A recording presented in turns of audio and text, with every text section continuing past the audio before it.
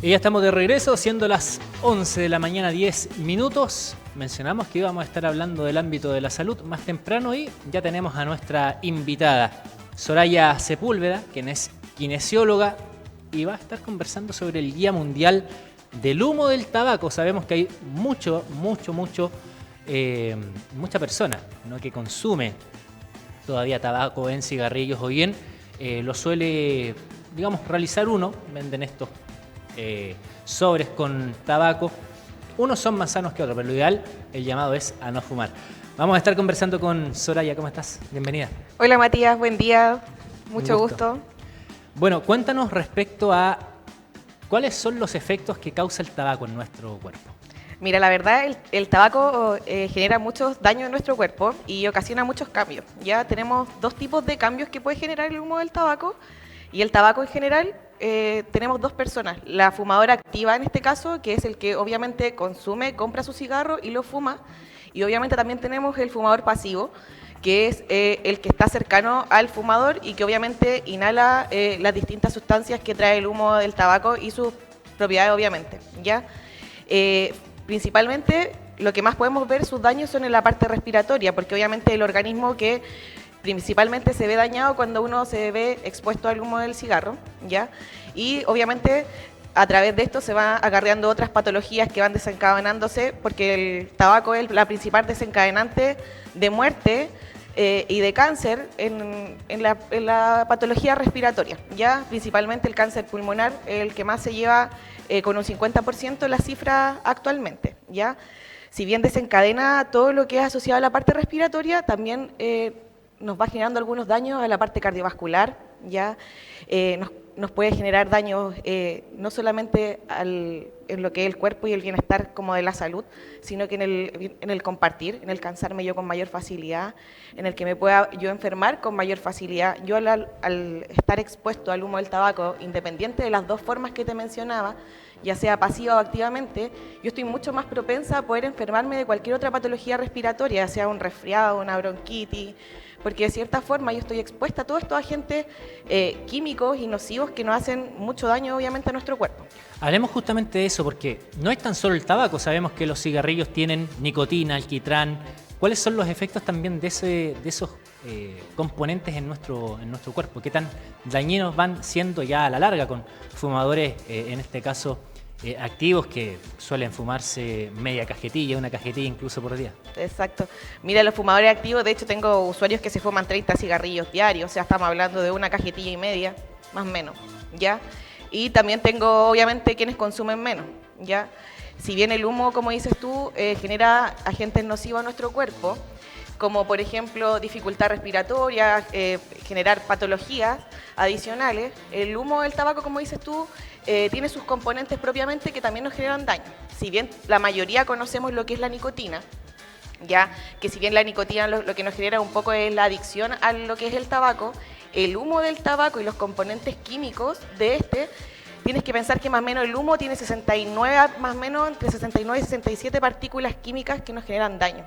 O sea, ya el someterme al humo, como te decía, independiente de la forma, si es que yo lo inhalo por fumar, por ser un fumador activo o por el simple hecho de someterme a la contaminación, también estoy generando un daño. Ojo ahí también que igual es importante, que estamos hablando obviamente del humo de cigarro, pero también tenemos el humo de las calefacciones que también nos genera mucho daño. Todo lo que es un agente contaminante nocivo asociado al humo, esto nos va a generar mucho daño y obviamente problemas a las patologías respiratorias y a todo lo que conlleva el estar sometiéndose constantemente a inhalar este tipo de sustancias.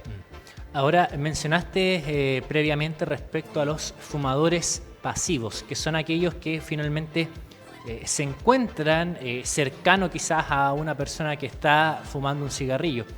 ¿Qué hay de cierto en que los fumadores pasivos absorben más cantidad de estos componentes que la propia persona que está fumando el cigarrillo? Efectivamente es así. De hecho, el fumador pasivo se considera que puede llegar a fumar incluso más que un fumador activo, ¿ya? ¿Por qué? Porque su cuerpo El fumador activo generalmente, obviamente el que compra su cigarro se lo consume, ya sea a diario, en compartir social, pero el fumador activo no tiene la noción de cuándo va a ir fumando. Él se expone netamente y va predispuesto a que sus pulmones y su organismo, y en realidad su cuerpo, ya sea en el contexto que sea del compartir, se vea 100% afectado, ¿ya? Entonces, inconscientemente, como su nombre lo dice, pasivamente pasa a ingerir todos estos insumos tóxicos que trae, ingredientes tóxicos que trae el cigarro, y no solo el cigarro, sino que el humo, también a ingerirlos como si fuera un fumador activo, de cierta forma. Entonces, obviamente sale dañado al igual que un fumador pasivo. Ahora, ¿qué tratamientos existen para las personas que quieren dejar porque mencionaste la nicotina es la que genera la adicción? Hay personas que han tratado de dejar el cigarro, están por un tiempo sin fumar, pueden ser meses, años, pero vuelven nuevamente al consumo del tabaco. ¿Qué tratamientos existen? Primero para la adicción y también ya para limpiar el organismo de todo este componente que uno ha consumido.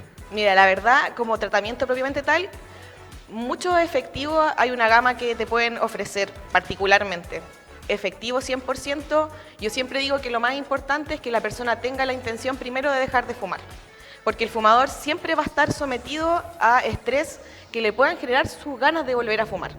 Por ejemplo, yo puedo querer dejar de fumar el día de hoy, pero yo mañana voy a ir a compartir, no sé, a una reunión social y van a haber gente compartiendo, y lo más probable es que si yo no tengo la intención de fumar, yo voy a sentir el olor, me van a invitar a un cigarro o voy a tener la opción de poder fumar y no voy a decir que no. O sea, de partida, más que un tratamiento en sí, farmacológico, generar como instancias, es la instancia propia de uno de querer dejar el cigarro.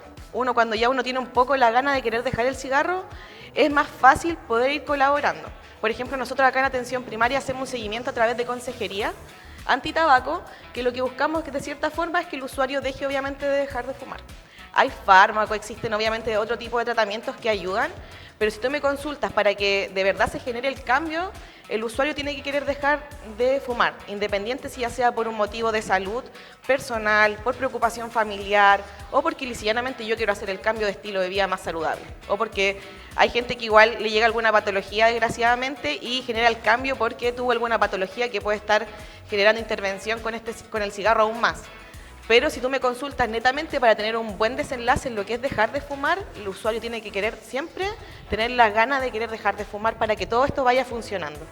¿Ya? Esa es la primera instancia. Y la fuerza de voluntad. La fuerza de voluntad, claro, que es lo más difícil, porque de partida, para poder dejar de fumar, lo ideal sería ir colocándonos como tarea, ir disminuyendo el cigarro, hacer un catastro de cuánto fuma la persona que está fumando, ver con cuánto fuma a diario, por ejemplo, 15 o 30 cigarrillos, 10 cigarrillos, ver cuánto está dispuesto a bajar, saber, por ejemplo, en qué horarios más fuma, si hay condiciones que le generen más ganas de fumar que otras. Todas esas variantes se analizan porque cada persona es distinta. Cada persona, hay gente que tú vas a escuchar que te va a decir que no fuma en las mañanas. Hay gente que te va a decir que se levanta fumando, que necesita el cigarro para partir. Y va a haber todas las realidades distintas, entonces en el fondo es tomar a la persona, ver qué es lo que desea y cómo la podemos guiar para que esa persona pueda dejar de fumar. Ahora, Soraya, respecto a, bueno, nos mencionaste las problemáticas que trae en este caso a las vías respiratorias. ¿Qué ocurre cuando un niño, por ejemplo, está en presencia o cerca de una persona que está fumando, un familiar? ¿Comienza a afectarle desde temprana edad también? Sí, mire, hay un factor súper importante. Por un tema de anatomía, si tú ves a los niños muy pequeños, me refiero a un recién nacido, más o menos hasta los 5 años, por un tema de anatomía, todo lo que son los pelitos nasales, los niños no los tienen. Si tú vas a mirar a un niño recién nacido hasta la edad que te mencionaba anteriormente, no tiene sus pelitos nasales a diferencia de todos nosotros que ya los tenemos.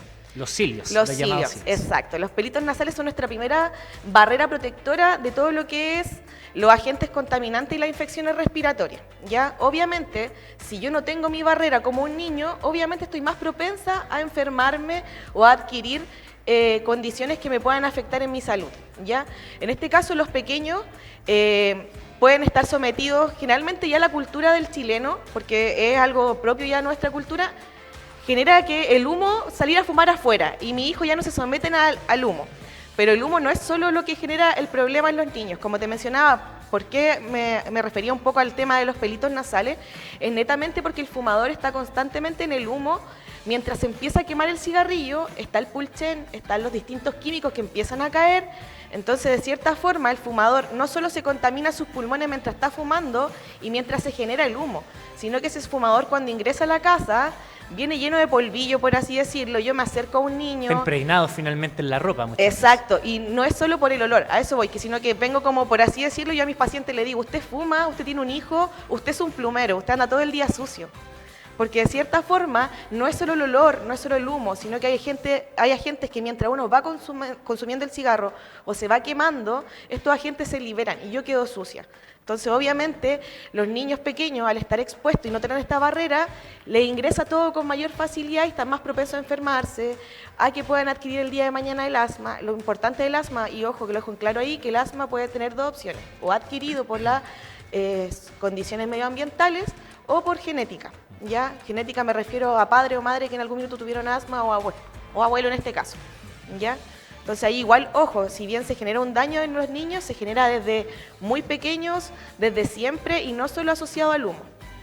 Si me preguntan a mí como medio de precaución, porque muchas veces el fumador va a querer dejar de fumar por ver a su hijo, pero no va a poder.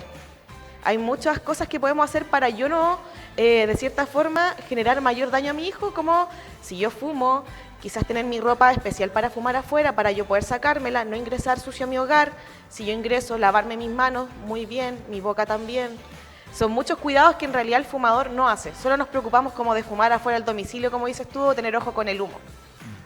Soraya, ahora, ¿cuál es el impacto en el medio ambiente también del humo del tabaco en este caso? Mira, en lo que es el medio ambiente nos genera un daño enorme, casi como a nivel de organismo. ¿Por qué? Porque se talan muchos árboles en lo que es a nivel anual para poder generar lo que es el cigarrillo. Lo otro que la planta de tabaco, para que pueda salir esta planta de tabaco, genera mucha necesidad de pesticidas y de plaguicidas. O sea, por ende estoy fumigando mucho esta plantación. Aparte de eso, obviamente, las colillas de cigarro, posterior a que yo soy un fumador, la conciencia no está, o sea, actualmente a donde vamos, caminamos un poco y vemos colillas en todas partes. Las colillas son el mayor general de contaminación actual que hay. ¿Por qué? Porque la colilla no se degrada, ¿ya? Entonces, de partida tenemos un problema de degradación. Si la colilla llega al mar, contamina el agua, pero una colilla puede contaminar 50 litros de agua. O sea, estamos hablando de que una partícula muy pequeñita genera un nivel de contaminación enorme a algo fundamental que es el agua. ¿Ya? Y así te podría seguir nombrando, por ejemplo, el humo, también es un tema de la atmósfera. El humo desde que se genera puede durar horas en la capa, entonces tampoco es como que yo me fumo un cigarro, a los 10 minutos ya no existe este humo sigue generando un efecto colateral en todo lo que es nuestro medio ambiente. Ahora, bueno, la legislación de Chile respecto a ello ha ido variando sustancialmente. Antiguamente, bueno, en películas se muestra a profesores fumando en la sala de clase. Exacto. O a personas fumando dentro de un bus. A inicios del 2000 recuerdo que estaba lo que era el cambio en los restaurantes, tener una sección fumadores de no fumadores. Desde ese punto de vista, el fumar en espacios que son cerrados, ¿cuáles son también los inconvenientes para personas que no son fumadores en ese sentido? O no tienen un extractor de olores muchas veces también en alguna oficina, por ejemplo. Exacto. Mira, la verdad, nuestras políticas públicas con los años, si bien van avanzando y van mejorando, nos ayudan bastante. Pero igual estamos al debe en cuanto a lo que es una para el fumador pasivo, como dices tú, y otra por nuestro medio ambiente. ¿Ya? En cuanto al fumador pasivo, por así decirlo, obviamente se genera un daño, porque obviamente al estar todo cerrado se genera una nebulosa. En cuanto al cigarro que se está consumiendo, va a depender si hay una persona consumidora de cigarro o hay varias. Si tengo otros factores que me pueden generar mayor daño. Por ejemplo, si tú me preguntas, el invierno actualmente es un factor aún más de riesgo, porque inconscientemente está todo calefaccionado, muchas veces la gente no puede tener precaución con lo que ingresa a las boscas o a las distintas medios de calefacción que generan combustión, y a eso se le va sumando que a ese pobre fumador pasivo, no solo por ir fumando este cigarrillo de manera pasiva, sino que además se genera un microsistema, por así decirlo, en el invierno que le empeora aún más su calidad de vida, porque ya tenemos el medio ambiente que está siendo atacado por el frío y que no nos queda otra, porque a cierta instancia hay que generar medios de calefacción y aparte está el fumador. Entonces, obviamente va a estar predispuesto a tener problemas respiratorios, a que se enferme mucho más. Probablemente tienes que pensar que si tu cuerpo está contaminado, tiene poca facilidad para poder estar captando todas lo que tenemos en el medio ambiente, que en este caso el oxígeno, el poder respirar. Si yo soy fumador pasivo o activo, estoy expuesta a contaminación todo el día. O sea, mi pulmón nunca está limpio, ni siquiera cuando yo me voy a dormir, porque lo más probable es si yo me voy a dormir y fumé cigarro antes de dormir, yo me genero mi horas de reparación, pero me levanto y vuelvo a fumar. Entonces, si tú te preguntas, ese pulmón no descansa nunca, tanto en el pasivo como en el del activo. En el del pasivo, en el caso de que alguien fume en el hogar, es lo mismo. Si alguien fuma en el hogar, tú te levantas y te vas a fumar un cigarro y me va a llegar todo el humo igual. Entonces, la contaminación está 100% constantemente en el fumador activo, pasivo, desde que se prende un humo o se prende un cigarro o existe algún agente contaminante, ya sea de este humo de cigarro, como te digo, o de alguna combustión. Soraya, mencionamos el daño a las vías respiratorias, también a los pulmones, ¿no? Es cosa de ver las cajetillas ahora que vienen con ese aviso para concientizar a las personas respecto al daño que causa el tabaco. Considerando que el tabaco finalmente es una droga que está legalizada, regularizada. Exacto. Pero, por ejemplo, este caballero que aparecía antiguamente, Don Miguel. Que aparecía con tenía cáncer a la laringe. Exacto. Eso puede ocurrir en un fumador pasivo. ¿En cuánto tiempo aproximadamente contraer un cáncer? Mira, en un fumador pasivo se habla de años, ¿ya? De años. Obvio que igual puede estar condicionado de los factores genéticos que podamos traer, que obviamente esto es un estimativo lo que estoy diciendo. Un fumador pasivo generalmente a los 60 o 70 años ya genera un daño, ¿ya? Yo puedo empezar a ver daño, sí, más o menos a los 40 años de mi edad, yo podría empezar a ver ya problemas de sentirme un poco ahogada cuando hay algunos encierros, que me bajen un poco de tos a cambios de temperatura. El fumador pasivo va generando distintos tipos de signos de alerta que me pueden ir diciendo que puedo adquirir alguna enfermedad pulmonar, ya sea por ser un fumador pasivo. Ojo, igual que ahí es súper importante mencionar, hay una enfermedad respiratoria que la vemos nosotros acá y es muy común, que es el EPOC. El EPOC, abreviado, se llama enfermedad pulmonar obstructiva crónica. Todo fumador o alguien que tiene acceso a la contaminación constantemente, me refiero a quizás algún minero, alguien que está constantemente fumigando, y el fumador son generalmente la población que vemos con esta patología, ¿ya? ¿A qué me refiero con enfermedad pulmonar obstructiva crónica? Que el pulmón está constantemente generando obstrucción, porque tengo distintos agentes que me la van a generar. Entonces, el fumador pasa siempre a ser un EPOC con los años. Siempre. Entonces, inconscientemente ya el que fuma va a adquirir una patología. Yo ya lo sé, o sea, yo por el solo hecho de ser fumadora, con los años yo voy a adquirir EPOC. Entonces, igual es importante. Y a eso si le sumamos con los años, yo me adquiero hipertensión, diabetes. El fumar me enlentece aún más estas patologías, que son las que te menciono, que son las más comunes y las que tienen casi la mayoría de nuestra población.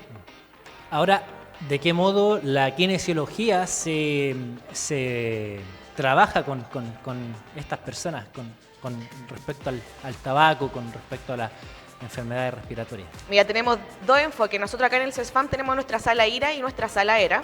Ya la sala ERA es la que trabaja con los adultos en este caso, ¿ya? En la sala ERA vemos dos patologías con mayor flujo, por así decirlo, que es el EPOC que te mencionaba recién, y tenemos el asma, que es lo que vemos en los adultos. Pero adicional tenemos también las patologías agudas, que son la neumonía, bronquitis, bronquiectasia, por así decirlo. El EPOC también se exacerba, tengo crisis de EPOC, ¿ya? Entonces, el kinesiólogo respiratorio o nuestras salas, por así decirlo, aparte de mantener un control de la persona que ya tiene esta patología crónica, como el EPOC o el asma, también si tú estás cursando una crisis de alguna patología respiratoria aguda, como las que te había mencionado, como bronquitis, una exacerbación de EPOC, de asma, neumonía, tú vas a requerir ayuda de un kine respiratorio, una, por tu tratamiento, dos, porque va a requerir eliminar secreciones que lo más probable te va a costar eliminar. Por algo tú ya hiciste un foco más grande que requirió esta ayuda. no lo pudiste eliminar el cuadro con lo que fue fármacos solamente. Entonces el kinesiólogo, aparte de educar, trabajar, previene y obviamente te trata. La eliminación de secreciones es fundamentalmente lo que es esta época del año, lo que le llamamos nosotros campaña de invierno o el pic respiratorio. Y ya lo último para ir concluyendo respecto a los jóvenes.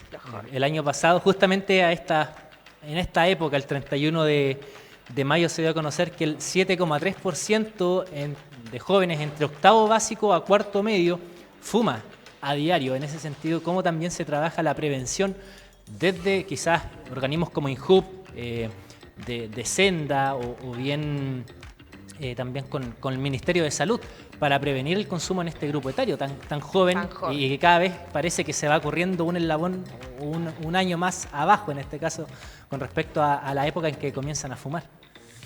Mira, si bien nuestros jóvenes está mucho más fácil el acceso al cigarro. Y lo otro que también tenemos tipos de cigarro, o sea, ahora tenemos el cigarro electrónico, el vaporizador, los vaporizadores, exacto. Entonces, de cierta forma, el acceso está mucho más fácil, si bien está controlado un poco por la edad, pero aún así es de fácil acceso. Los vaporizadores también es lo mismo, uno va a una feria, puedes andar caminando en la calle, te venden uno, entonces igual es fácil el acceso para nuestros jóvenes. En cuanto a la prevención, ¿cómo lo estamos trabajando? Si bien, como dices tú, se trabaja a través de organismos públicos, yo siento que el mayor impacto que podemos generar nosotros como salud, tanto ya sea en nuestro establecimiento o en los distintos establecimientos, es generar el nexo netamente con las escuelas y los colegios. ¿Ya? Porque inconscientemente nuestros niños pasan mayor tiempo en estos centros, en estos establecimientos, y es ahí donde podemos generar un cambio. Yo siento que más que el decir evitar fumar, te enojo con el humo, porque todo ya lo sabemos, yo siento que lo más importante es entregarle mucha información a los jóvenes. Más que información de cómo adquirirlo, cómo tener ojo con algunas cosas, es la información de qué te va a ocurrir si tú fumas. ¿En qué te va a repercutir? ¿Qué te va a dañar? ¿En cuánto tiempo más? ¿Tú de verdad quieres estar a los 60 cansado? ¿Tú de verdad a los 60 te gustaría tener un cáncer de pulmón por fumar? Siento que el impacto en la gente es la información. Entre más informados estamos, yo más inteligente soy. Entonces, ahí tú le entregas la decisión a ellos, si quieren adquirir esto o no, o mantenerlo en la vida, porque generalmente los jóvenes en la edad que están siempre van a querer probar cosas nuevas. Y por la presión social muchas veces de los amigos, ¿no? Si él fuma, ¿por qué yo no? ¿Por qué yo no? O ¿por qué si mi amigo está fumando o lo hace siempre, ¿por qué yo no? Él lo pasa bien fumando, ¿por qué yo no? Entonces siempre existe esa comparación, por así decirlo, que nos lleva a tener mayor facilidad de consumir. Entonces yo siento que más que enseñarle mucho a los niños, hay que entregarle la información concreta de lo que puede ocurrir cuando yo soy fumador. Y ahí que ellos decidan, porque eso genera impacto, porque ellos muchas veces no saben, como dices tú, lo hacen por seguir, por imitación, o muchas veces por entrar en lo que es la sociedad. Entonces, ahí, si ya tienen la opción de poder decidir, o si lo quiero probar, que ellos decidan. Esto me va a hacer bien, me va a hacer mal, me perjudica en esto quiero yo para mi vida y me va a perjudicar por tales motivos. Soraya Sepúlveda, kinesióloga del Departamento de Salud de Maule, muchas gracias por conversar con nosotros esta mañana. A ti, Matías, muchas gracias. Nosotros, siendo las 11 de la mañana, 33 minutos, vamos a un corte comercial. El último se reintegra Francisca Balmaceda al regreso de este corte.